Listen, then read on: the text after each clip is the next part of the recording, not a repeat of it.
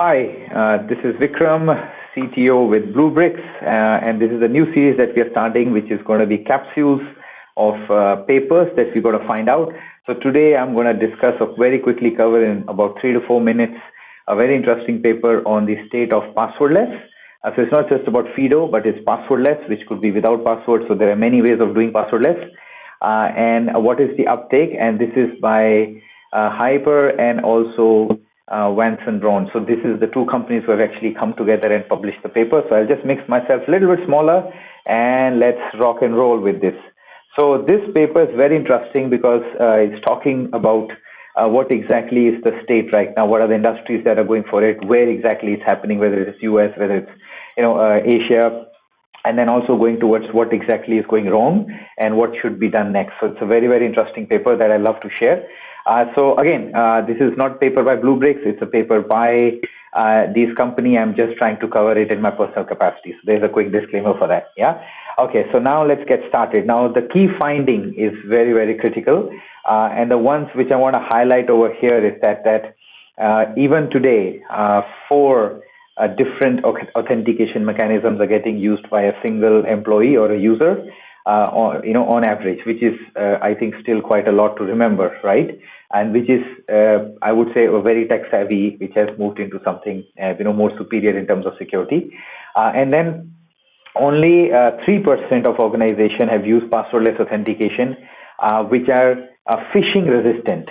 Now, this is very, very interesting. So you might have multi-factor, you might have, user behavior kind of, way of authentication or risk-based authentication engine running, but then they are phishable. So can there be a way where phishing, resistant passwordless can be rolled out? So it's only 3%. So imagine that how low it is, right? We are talking 100% is only 3% of the companies who have that. So still people who are implementing passwordless are not looking at whether it's phishing resistant or not. Yeah, so it's an amazing statistics over here. Then I think these are quite okay. And only 28% of organizations are hit with what they call it as MFA bombing. So this is where, you get push or phishing together. So push notification or phishing emails together. And that is where, things are going wrong. And only 32% of IT help desk are coming with password issues. And the average cost is $375 per employee per annum, which is extremely high. And last two statistics are those that they are believing that, there will be an uptake, which will come in from this thing. So I think I need to quickly jump into some more relevant stats. So let's jump into it. So over here, if you really look at it, so what they are covering is that what are the types of phishing attacks that have happened. So not to go into details, still, I think phishing or cyber attacks which are happening, it is still very, very high. And then what is picking up, as per what I have noticed is push notification attacks. So this is something which is getting rampant up. And man in the middle, SQL injection have always been there. So phishing and push notification and malware are becoming more prominent as we go ahead. And now, so this sample base is from 1,000 companies. So that's interesting, good enough sample. And then what is interesting to learn over here is that 77% organizations, sorry guys, I think I'll just make it a bit smaller so I can hop into the pages easier. One second. Okay. So 77% organizations have reported that they've experienced a breach, and 3 in 5 have said that there has been a breach because of the credentials, which is again huge. Now going to the next one. So authentication related breaches which have impacted organizations' bottom line. So again, almost 3 million lost, if there is a breach in last 12 months. And then most important thing which you notice over here is that there is a data breach, which is, I think, extremely dangerous. And not just authentication, but also data at risk protection, like redacting or masking would have been implemented. So that could have been another way of solving this problem. And then others would be, which is again, quite prominent, would be that, we did change our authentication mechanism. So it only happened once they had the breach. So I think it's a bit late, if you really look at it. Again, trying to skim through it. Then if you look at the next one, so they are outdated authentication, even in today's world, is still very common. So 57% use username password. Traditional MFA, which would be OTP, is still 54%, which is quite high. Then you have the password manager, which again consolidates all the password into one. And LastPass had a big mega breach, I think few months back. So I won't say a great way of doing it, but again, still it is almost 50%. And then single sign-on, which is a good practice, 43%, and then only 28% using passwordless. So still very low, but interesting. And people are using 4 different, I would say, authentications on average daily. So that's quite a high number. It should be much lesser. Then 92% say that we should be using OS level or desktop level authentication, which should be multi-factor or passwordless or phishing resistant passwordless, right? Then going to the next one. So what's the perception? 35% say yes, 53% are saying mostly. Again, numbers are telling something different. Now the next one, which is current authentication practices create significant challenges for organizations. So it's a very interesting statistics where you say that the pain points for for impacting multiple areas is 56% IT related, 64% are UI related, and 67% are I would say security related. So it's I think quite high numbers, right? Which I think should be in 10s or 20s, not in 50s and 60s. So this is something which we should be considering when we are picking up the solution that you want. But very interesting statistics. Then again, passwords are taking toll on the productivity of the IT help desk.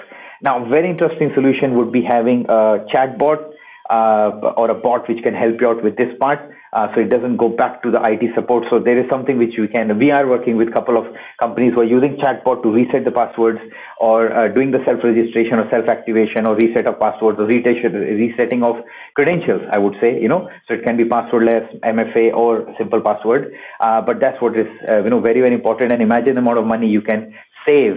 Even if you have, let's say, 5,000 employees, 10,000 employees, you're going to save tons of money and not have those, mundane, painful things getting done. So again, very interesting statistics to learn from. Now, whether it is phishing resistance, that was the first item which I kind of talked about.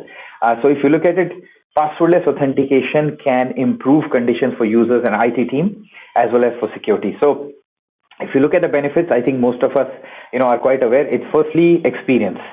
Secondly, security, right? And thirdly, if you look at it, the adoption, which can come in because people have started asking, hey, do you have multi-factor, in the apps or not? And people like it, when it's there because they know that it's a safer way of doing it. So very interesting statistics running in 40s to 30s, which is good, from awareness point of view. And now going to the next one, 86% are saying that, we should have passwordless. And then again, same for, saying that, they would embrace passwordless going forward.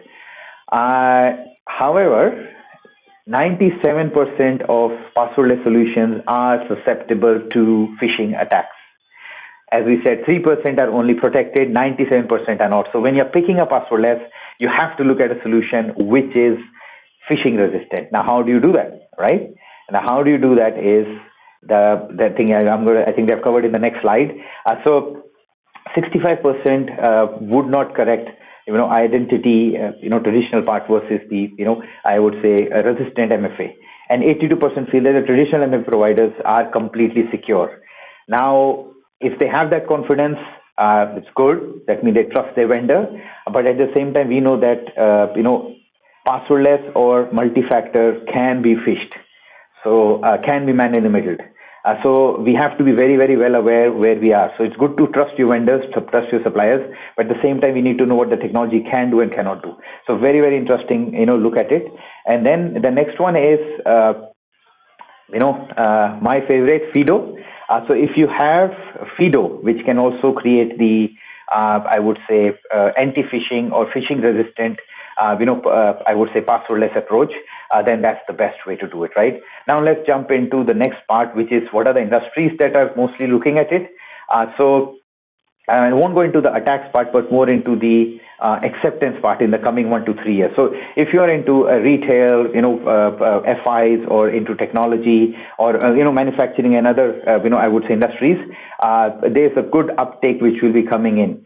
So I think out of 1,000, on average, 34% companies are saying that we will be embarking upon passwordless in the going times, which is great.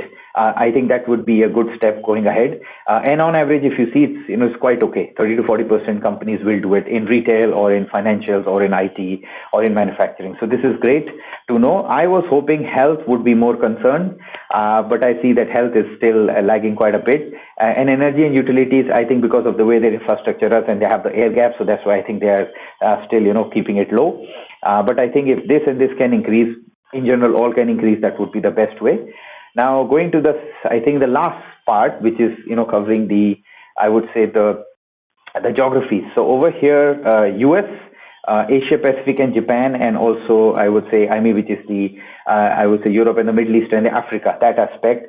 So over here, again, most of them have looked at the breaches, and are they going to use passwordless in coming 1 to 3 years? So again, 34% are saying that yes, we would. I would say quite a balanced approach over here, or the spread, where US, even Asia Pacific, and Middle East, Europe, all are saying that 30 to 40% will be actually going for it, which is good. I hope the numbers would have been higher, but then this thing. So again, the credit goes to Hyper as well as Wenbon for publishing this beautiful report. And I love to share it. Again, this is my personal take on it. We also provide passwordless service, so multi-factor passwordless risk-based authentication through our Exim product. So these are something which are very relevant for us to take it ahead. This is the particular slide which I want to share, sums it up very, very well. And my main concern is the 4 and the 3 over here, because this is too high a number and this is too low a number. Again, I think thank you so much for listening to me, and I'll be trying to making this as a practice where we'll be taking you a couple of the reports or I would say things that are being published, which are not just from Bluebricks but from others also, and then try to make it as available for you. So thank you so much. All of you have an awesome day. Cheers.